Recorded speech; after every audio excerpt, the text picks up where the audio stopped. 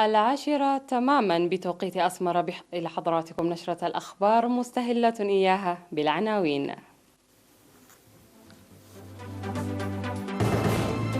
مدرسة مندفرة لمساعد التمريض تخرج 117 طالبا. جهود لمكافحة الجراد الصحراوي في إقليم شمال البحر الأحمر. دعم جمعية المتبرعين الطوعيين للدم. الصين تدشن آلية مضادة للعقوبات الأمريكية. قتيلان و14 جريحا في عملية إطلاق نار بولاية نيويورك. ومسنة يابانية تحطم الرقم القياسي وتصبح أكبر معمرة في العالم. مرحبا بكم إلى تفاصيل النشرة. خرجت مدرسة مندفرة لمساعد التمريض يوم أمس 19 من سبتمبر 117 طالب وطالبة من أعضاء الدورة 13 بمستوى الشهادة. وأشاد مدير المدرسة السيد برخت في السهية في مناسبة التخرج بمساهمة المتخرجين الوفية للتصدي والوقاية من كوفيد-19 المستجد في الفترة العصيبة التي نعيشها إلى جانب تلقي تعليمهم. وبما أن التخرج هو إنهاء مرحلة وفتح مرحلة جديدة، يجب عليهم التحلي بثقافة تطوير قدراتهم الذاتية والعملية. وقالت مسؤولة وحدة متابعة مدارس مساعد التمريض في الأقليم الممرضة الغانيش تخلي قرقش إن مدارس مساعد التمريض التي افتتحت في عام 2003 في كل من مدن بارنتو وقندع ومندفرة خرجت ولا زالت تخرج منذ تلك الفترة وإلى يومنا هذا شباب مهنيين يسهمون بفعالية لتنفيذ الأهداف الوطنية الصحية الموضوعة.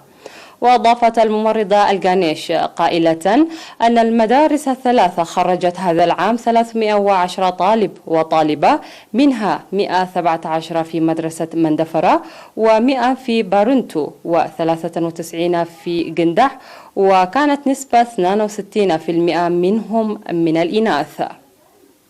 من جهته قال المدير العام لقسم السياسات والخطط والكادر البشري المؤقت الدكتور برهان دبرو أن مهنة التمريض هي مهنة عظيمة وتتطلب قدرات عالية، ونعيش في فترة تسعى فيها جميع دول العالم جاهدة لتحقيق الهدف السامي للتنمية المستدامة المنشود تحقيقها حتى عام 2030.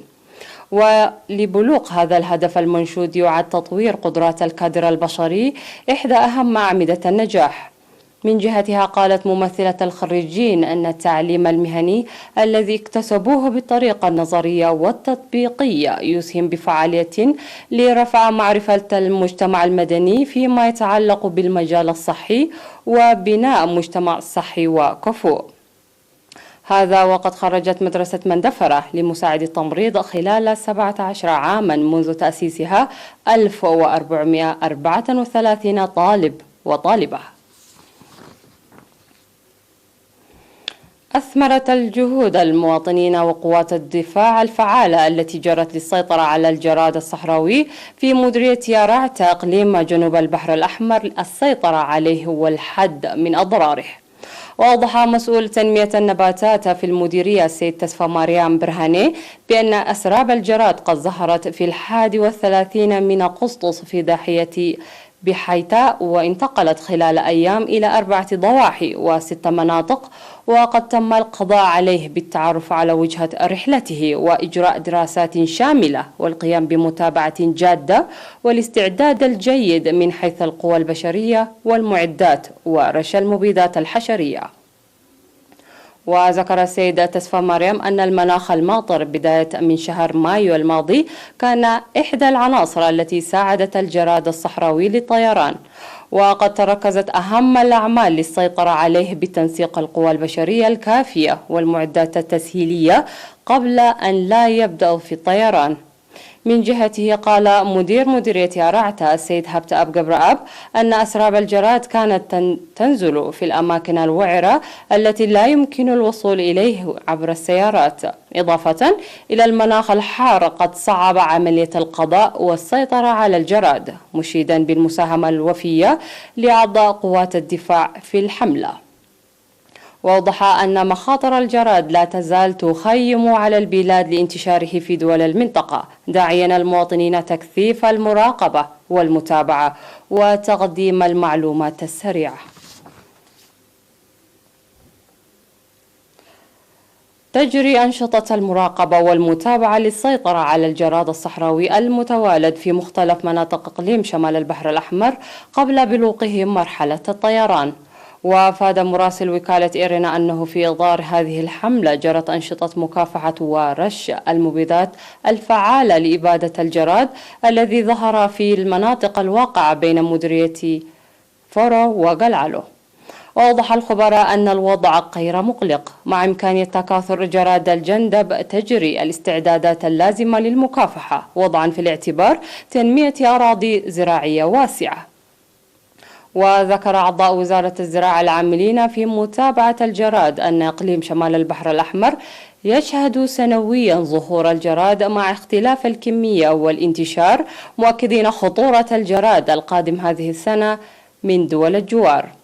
وأوضح مكتب وزارة الزراعة في الإقليم الدور الكبير للشعب والمزارعين وقوات الدفاع لإبادة الجراد بإقامة نقاط المراقبة في إمهميمة وشعب وفرو وأفعبت وقلعلو.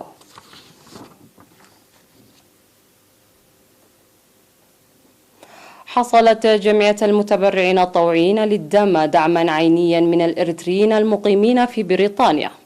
وقالت رئيس الجمعية الوطنية للمتبرعين الطوعيين للدم السيدة ألم برهي إن الدعم يشمل أدوات مكتبية والتوثيق والتوعية وغيرها، مقدمة شكرها لمبادرة المواطنين. وأوضح مقدم الدعم أن مساهماتهم مستمرة للجمعية الوطنية للمتبرعين الطوعيين للدم في جهودهم لإنقاذ الحياة بالدم الذي يمكن تعويضه.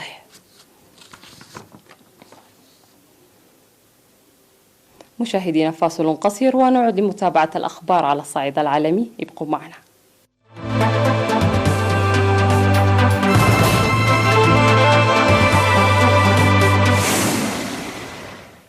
أهلا بكم. أعلنت الحكومة الصينية إطلاق آلية تسمح لها بالحد من نشاطات الشركات الأجنبية في إجراء يعتبر بمثابة رد على العقوبات الأمريكية على الشركات الصينية وفي طليعتها هواوي. ولم يذكر الإعلان الصيني الصادر عن وزارة التجارة وسط التصعيد الجاري بين بكين وواشنطن أي شركة أجنبية محددة. في المقابل عدد بصورة عامة مجموعة من العمليات التي تحمل على إدراج الشركات على قائمة كيانات غير موثوقة وتعرضها لعقوبات تتراوح بين الغرامات والقيود على أنشطتها واستثماراتها في الصين وعلى إدخالها موظفين أو تجهيزات إلى البلاد. وأوضحت وزارة التجارة الصينية أن هذه القائمة ستضم الشركات التي تقوم بنشاطات تسيء إلى السيادة الوطنية للصين وإلى مصالحها على صعيد الأمن والتنمية أو تنتهك القواعد الاقتصادية والتجارية المرعية دوليا وفقا لفرانس بريس. وصدر هذا الإعلان في وقت حظرت الولايات المتحدة اعتبارا من الأحد تنزيل تطبيقي تيك توك وويتشات المملوكين لشركتين صينيتين.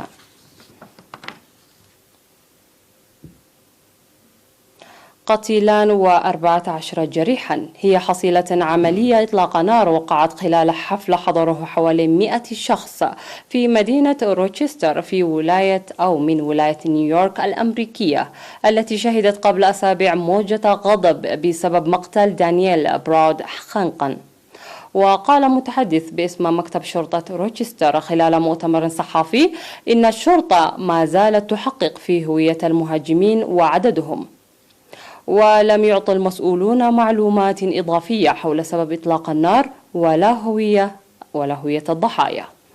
وكانت مدينة روتشستر شهدت مواجهات عنيفة إلى حد ما بين الشرطة ومتظاهرين منددين بالعنصرية إثر مقتل مواطن أمريكي اختناقا في مركز للشرطة عندما وضع عناصر الشرطة غطاء على رأسه.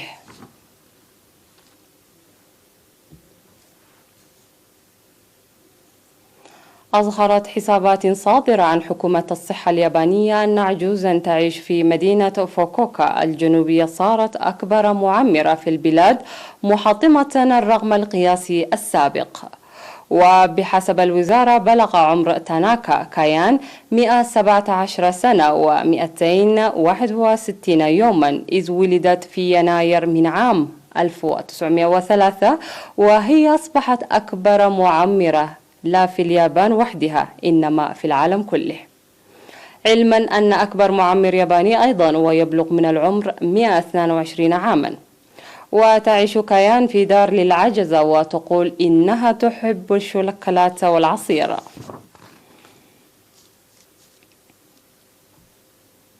والخبر الأخير في هذه النشرة: تداول ناشطون مقطع فيديو لمقامر تسلق أعلى ناطحة سحاب وسط العاصمة الفرنسية باريس دون استخدام أي معدات أمان أو وسائل مساعدة لإنجاز مهمته الخطيرة. وأظهر مقطع فيديو شخصا يتسلق برج مونبارناس البالغ ارتفاعه 689 قدما، أي ما يعادل 210 أمتار، مستخدما يديه فقط وبدون أن يكون مزودا بوسائل حماية. ويعد برج مونبارناس أعلى ناطحة سحاب في وسط باريس، واكتمل بناؤها عام 1973. ووفق ما ذكرت صحف إخبارية فإن سيارات الشرطة وإسعاف وإنقاذ هرعت إلى مكان البرج في حين ألقت السلطات القبض على المتسلق. ونقلت الصحف إن المتسلق وصل قمة البرج قبل أن يستقبله هناك رجل من قوات الشرطة ألقى القبض عليه.